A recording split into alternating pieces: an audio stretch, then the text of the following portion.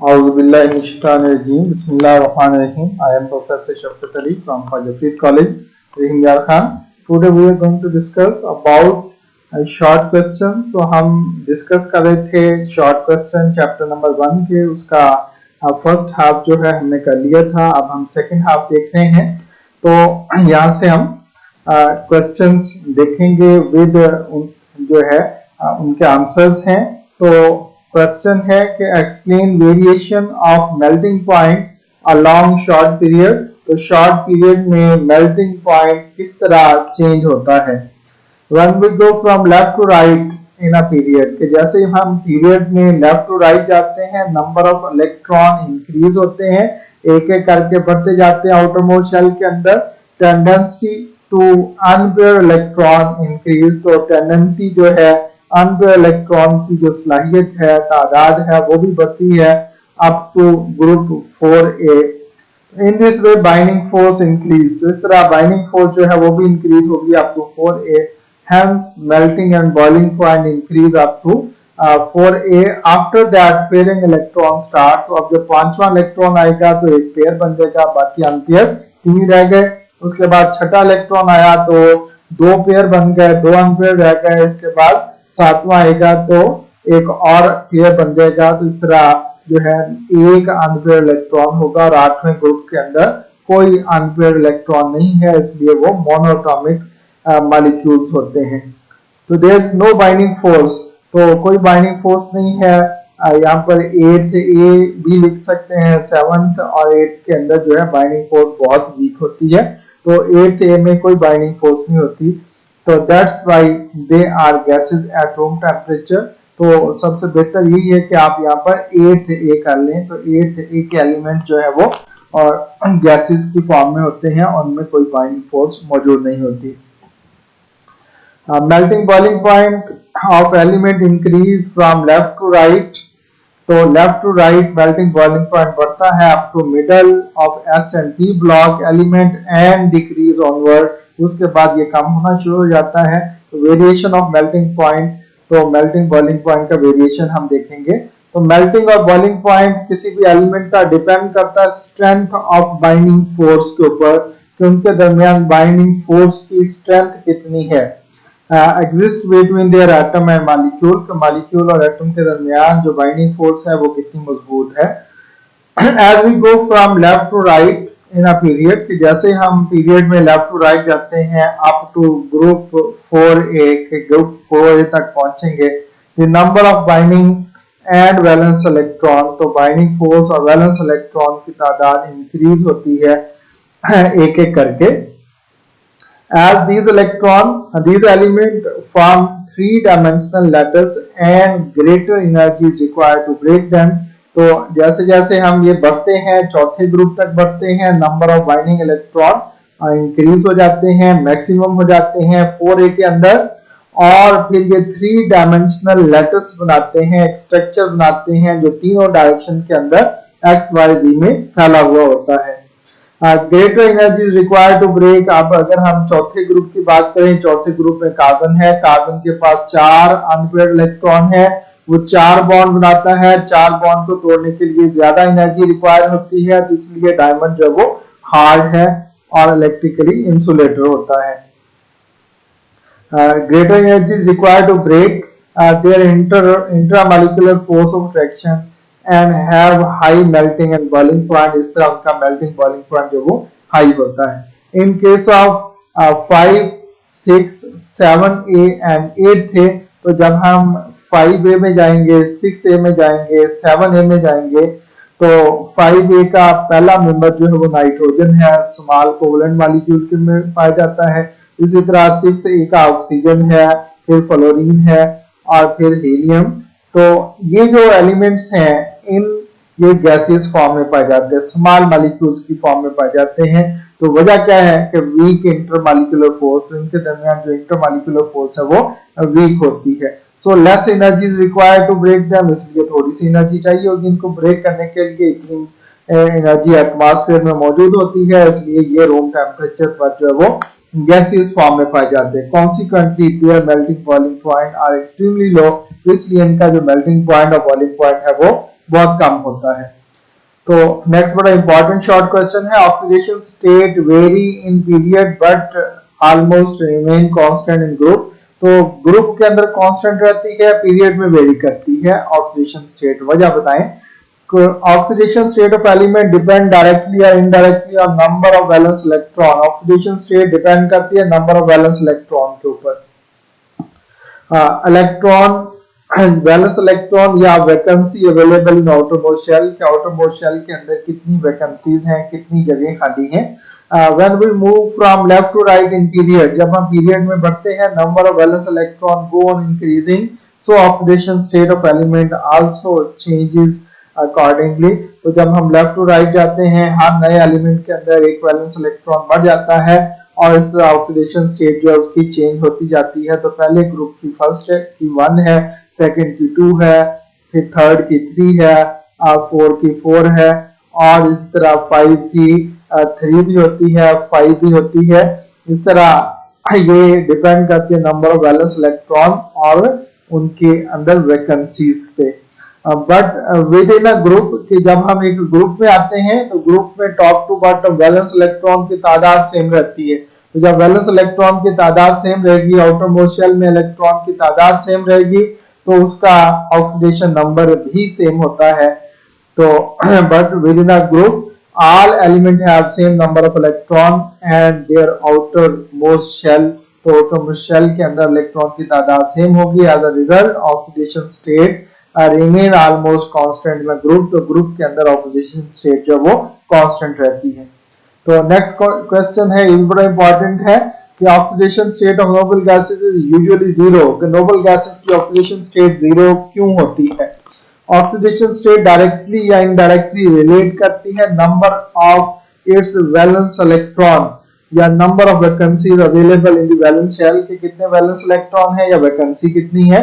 In case of noble gases, अब noble gases हम देखेंगे outer shell is completely filled, उनका आउटर शेल कंप्लीटली फिल्ड है with electron and no vacancies available in outermost shell, तो outer shell में कोई vacancy available नहीं है। Thus these gases are usually show zero oxidation state, तो इनका जो ऑक्सीडेशन स्टेट है ये जीरो होता है। That's why they are often called zero group element, तो क्योंकि इनका ऑक्सीडेशन स्टेट जीरो होता है तो इसलिए हम इनको जीरो ग्रुप एलिमेंट्स भी कहते हैं। Why diamond is non-conductor and graphite is fairly good conductor, तो डायमंड जो है नॉन कंडक्टर है इलेक्ट्रिसिटी का और ग्रेफाइट फेयरली गुड कंडक्टर है। इसकी रीजन क्या है, तो डायमंड नॉन कंडक्टर, तो डायमंड नॉन कंडक्टर इसलिए है कि डायमंड टेट्राहेड्रल यूनिट सेल बनाता है। तो टेट्राहेड्रल यूनिट सेल के अंदर 4 बॉन्ड होते हैं, each carbon atom sp3 hybridised होता है। all 4 electron of each carbon atom are tightly bound in covalent bond, तो 4 इलेक्ट्रॉन हैं, चारों इलेक्ट्रॉन 4 कार्बन के साथ एक एक बॉन्ड बना लेते हैं। तो चारों इलेक्ट्रॉन जो इसके पास वैलेंस शेल में मौजूद थे सेंट्रल कार्बन के पास, वो बॉन्ड फॉर्मेशन में यूज हो गए। As a result no free electron are available in diamond, तो डायमंड के पास कोई फ्री इलेक्ट्रॉन नहीं है। So it is non conductor of heat and electricity, तो हीट और इलेक्ट्रिसिटी को कंडक्ट करने के लिए वैलेंस इलेक्ट्रॉन की जरूरत होती है, फ्री इलेक्ट्रॉन की जरूरत होती है, जो कि इसके पास कोई भी फ्री नहीं है। Graphite is good conductor, graphite good conductor क्यों है, ग्रेफाइट में जो कार्बन है वो होता है sp2 hybridised and bonded to 3 neighbour carbon atom, तो ये फिर 3 कार्बन एटम के साथ बॉन्डेड होता है। So one of its 4 valence electron is relatively free, तो चारों में से एक इलेक्ट्रॉन जो होगा वो फ्री होगा टू मूव अलोंग लेयर्स, तो लेयर्स में ये आसानी से मूव कर सकता है। Hence graphite is good conductor, तो ये ग्रेफाइट जो है कंडक्टर है पैरेलल टू द लेयर और नॉन कंडक्टर है परपेंडिकुलर टू द लेयर, तो लेयर्स में पैरेलल जो है वो कंडक्टर होता है और परपेंडिकुलरली क्योंकि उसके पास कोई फ्री इलेक्ट्रॉन अवेलेबल नहीं होता इसलिए ये नॉन कंडक्टर होता है। नेक्स्ट क्वेश्चन है कि hydration energy of ion is in following order, के एल्यूमिनियम +3, मैग्नीशियम +2 और सोडियम +1, तो एल्यूमिनियम की सबसे ज्यादा है और सोडियम की इनमें सबसे कम है। हाइड्रेशन एनर्जी डिपेंड करती है चार्ज टू साइज रेशियो, जिसको हम कहते हैं चार्ज डेंसिटी। तो चार्ज डेंसिटी पे डिपेंड करती है। Ions having high charge density have greater hydration energy, जिसकी चार्ज डेंसिटी ज्यादा होगी उनकी हाइड्रेशन एनर्जी भी ज्यादा होगी। On moving from left to right in period, जब हम पीरियड में लेफ्ट टू राइट जाते हैं, charge of iso electronic cation.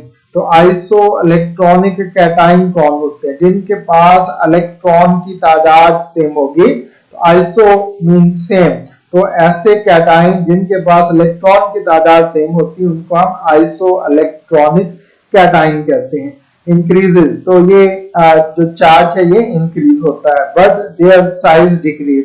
तो चार्ज इंक्रीज होने से साइज डिक्रीज होता जाएगा, क्योंकि प्रोटॉन की तादाद बढ़ेगी, इलेक्ट्रॉन की तादाद कांस्टेंट रहेगी। सोडियम, मैग्नीशियम और एल्यूमिनियम, तो इन सब के पास 10 इलेक्ट्रॉन है वैलेंस शेल में। तो आइसो इलेक्ट्रॉनिक है ड्यू टू 10 इलेक्ट्रॉन, इनके पास 10 इलेक्ट्रॉन है इसलिए आइसो इलेक्ट्रॉनिक है। Nuclear charge is greatest in aluminium, तो एल्यूमिनियम के पास 13 proton 10 electron.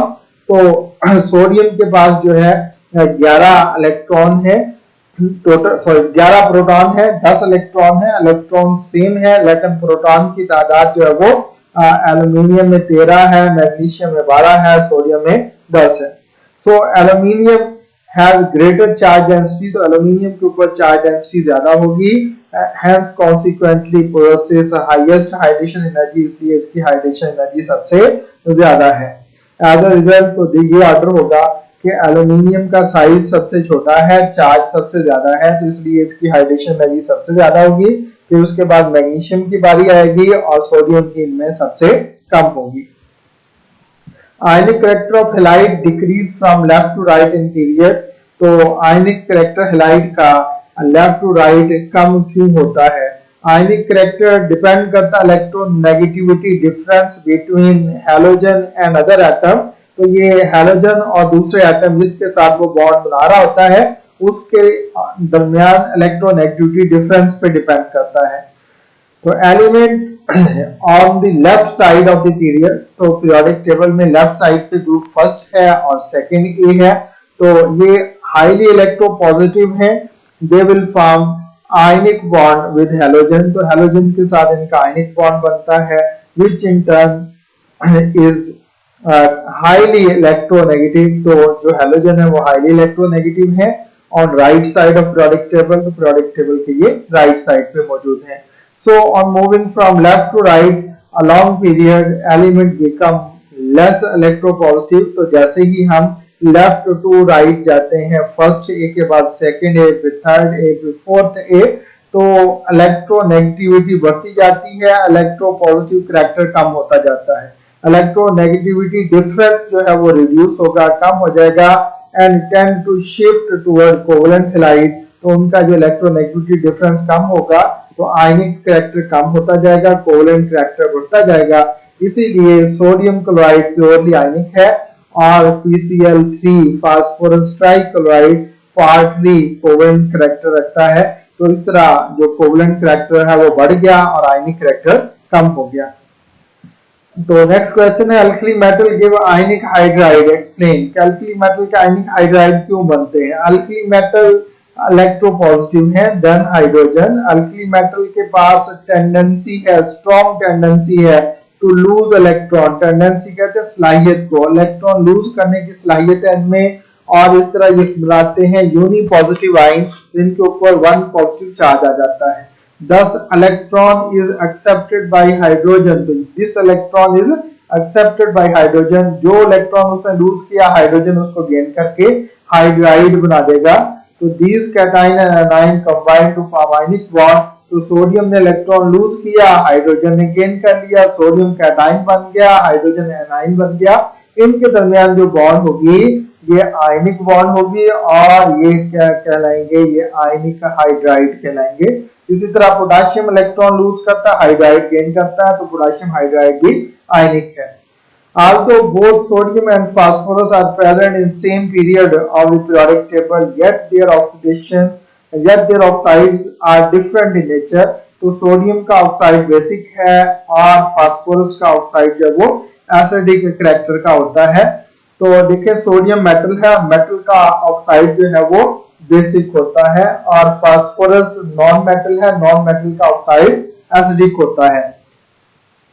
When we travel from left to right in a period, कि जब हम लेफ्ट टू राइट पीरियड में जाते हैं, oxide become more and more acidic in character, electropositive character decrease होता है। From left to right sodium is strongly basic while Cl2O7, तो ये जो Cl2O7 है ये स्ट्रांगली एसिडिक है इन थर्ड पीरियड। तो similarly sodium is basic and phosphorus चूंकि नॉन मेटल है इसका ऑक्साइड एसिडिक होता है। जब सोडियम ऑक्साइड को वाटर में डिसॉल्व करें तो क्या बनेगा, सोडियम हाइड्रोक्साइड, और जब P2O5 को वाटर में डिसॉल्व करते हैं इससे बनता है फास्फोरिक एसिड H3PO4। तो ये थे इस चैप्टर के इंपॉर्टेंट शॉर्ट क्वेश्चन। तो that's end of our lecture. अगर आपको कोई बात पूछनी हो तो आप कमेंट्स कर सकते हैं। अगर आपको वीडियो पसंद आए तो इसको लाइक करें और सब्सक्राइब करें। अस्सलाम वालेकुम।